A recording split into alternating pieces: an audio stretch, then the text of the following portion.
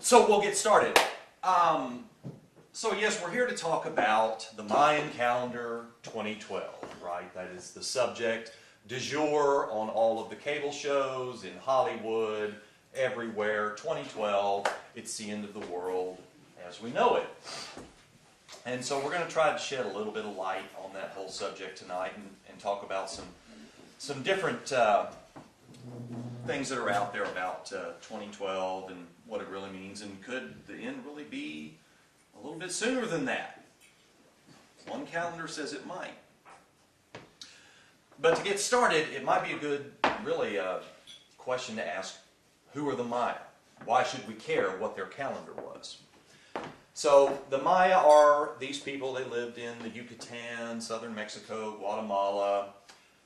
Culture spans about 2,000 years, not as Maya the whole time, especially during the 6th, 7th, 8th centuries AD. Huge explosion of building and things like that. As a matter of fact, pyramids was one of the things they were very well known for building. They built pyramids all over, wherever they were. Pyramids of 5 levels, 9 levels, great cities, temples, you name it. In fact, the largest pyramid on earth was built by the Maya, larger than the Great Pyramid of Giza in volume, but not necessarily height, but is still the largest. Although some of the pyramids they're now discovering in Bosnia and other parts of Europe may rival those that the Maya built in Mexico and those areas. They were also astronomers. They were considered actually rather phenomenal astronomers. For instance, the Maya knew and had tracked the orbit of Pluto. Okay? We didn't learn about Pluto in the Western world until 1930. They knew about Neptune. You know when we found out about Neptune? 1836. Okay. In the 600s AD, these guys already had it all mapped out.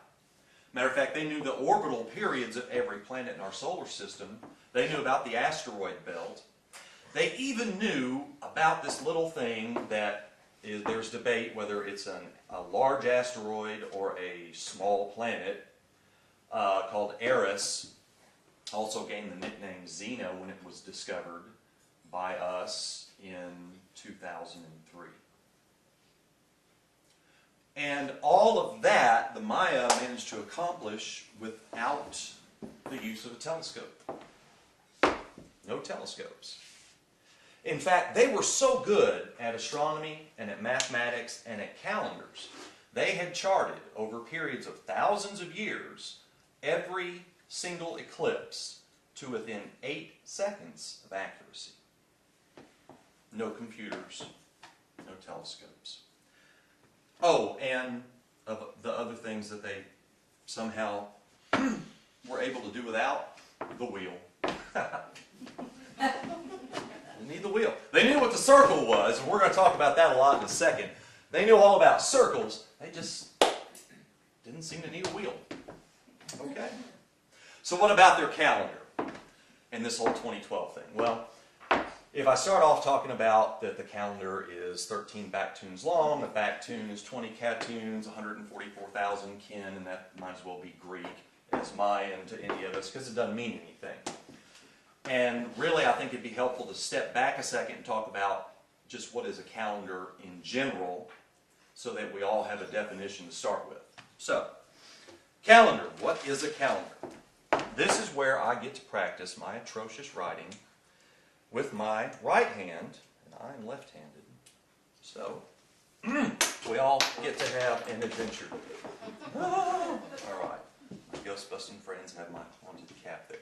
Calendar comes to us from the word we get from the Romans, thus Latin. Calends. Calends means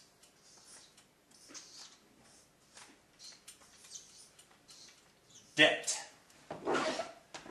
Calends means debt.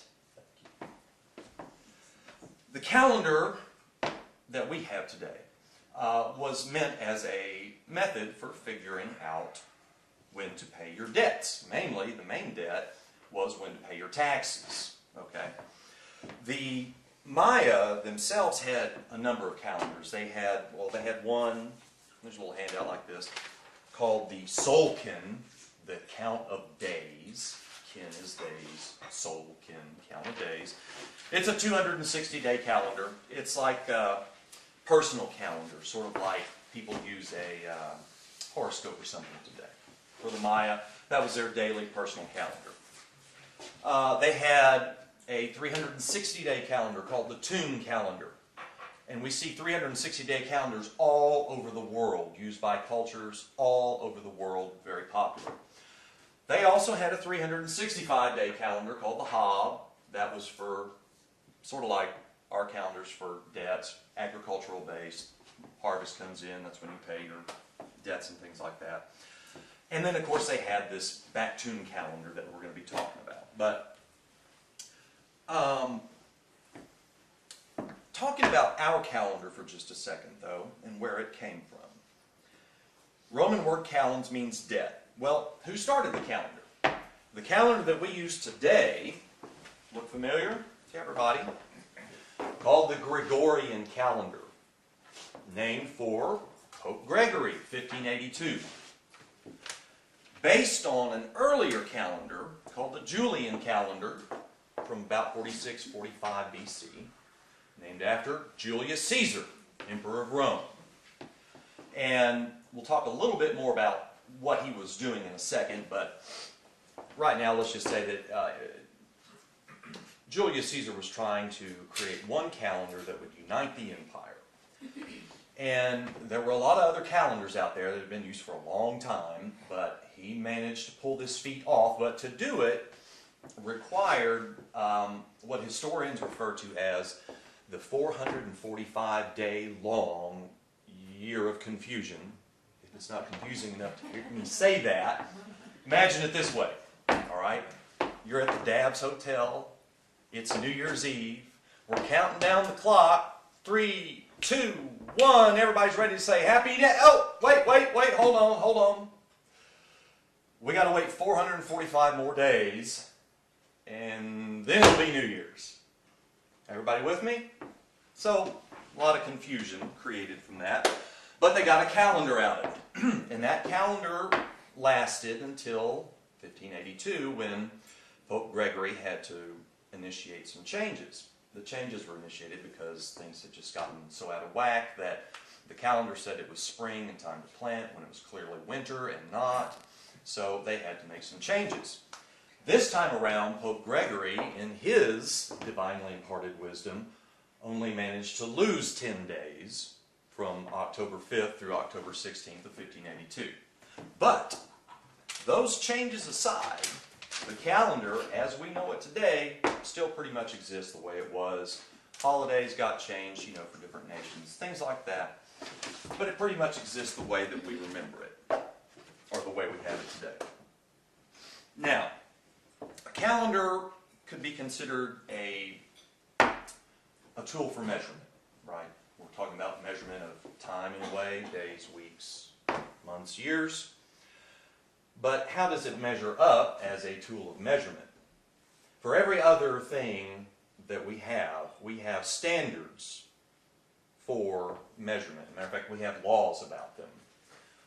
So for distance, we have centimeters, inches, feet, meters, miles. For weights, we have grams, ounces, pounds, tons.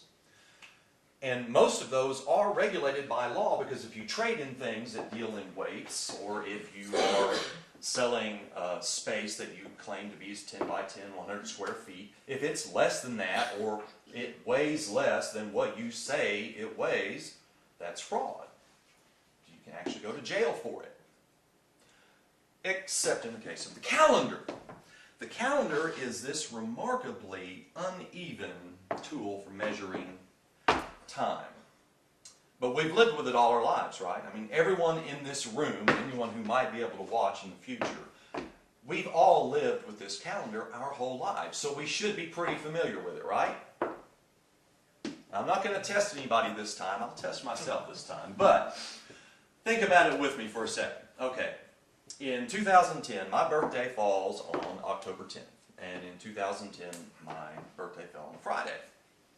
I'm pretty sure that this year it should fall on a Saturday. It generally follows that way.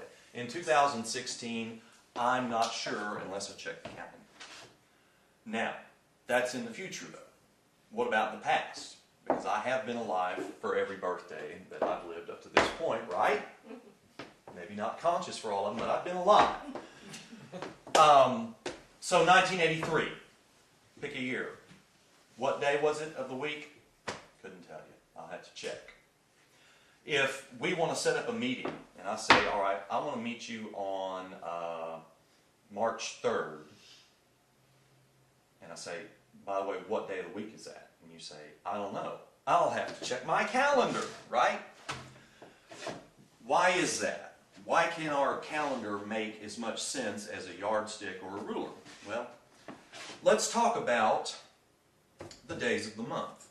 12 months of unevenly numbered days. I'm going to refer to my notes. Those of you who know can follow on your knuckles and in between, which we're almost reduced to having to take our shoes and socks off and count with our fingers and toes just to figure out how things work. But here's how our calendar works, all right? Starting in January. 31, 28, or 29, depending on if it's a leap year. Okay, then 31, 30, 31, 30, 31, 31, 30, 31, 30, 31. Everybody got that? You're real straight on it, right? Now you can tell me what March 3rd, the day of the week, is going to be, right? It doesn't make any sense. And then when we look at the months, the names of the months, January, February, March, most of those named after different obscure gods that had nothing to do with our daily lives.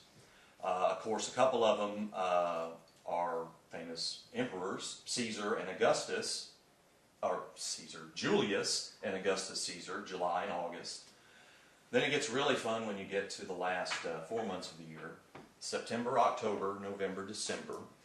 The 9th, 10th, and 11th, and 12th month actually means 7, 8, 9, and 10. Okay, so this is our tool for measuring time. Doesn't seem to add up as a very good tool. If you had a carpenter using a measuring tape that was as uneven as this, you might seriously doubt their abilities to build you a straight structure, right? But we've lived with this all of our lives. So if a calendar isn't really good for measuring time, what is it good for? A calendar is an excellent tool for social programming. In that a calendar programs a society about which days are important, holy days or holidays, about which day to pay your debts, your taxes to the empire. That was very big, okay? And in that way, it programs society. It is part of what shapes the paradigm of a society, is the calendar by which it lives. In that way also, it shapes individual lives or consciousnesses, because it programs how we individually think about time, what days are important, and when we should do certain things and when we shouldn't. So, if I say that a calendar is a programming tool for consciousness, what am I talking about? By consciousness, just get a rough definition going off real quick, because we'll be talking a lot about consciousness. If I say that what we're conscious of, what we're aware of, is what's in front of us right now, what we pay attention to at this moment or any moment, that is our consciousness, that's our awareness. Now, we have this neat thing that we've developed over many, many, many, many thousands and thousands and thousands of years that allows us to do this neat trick. And that is that when we pay attention to something long enough, we start to establish recognized patterns.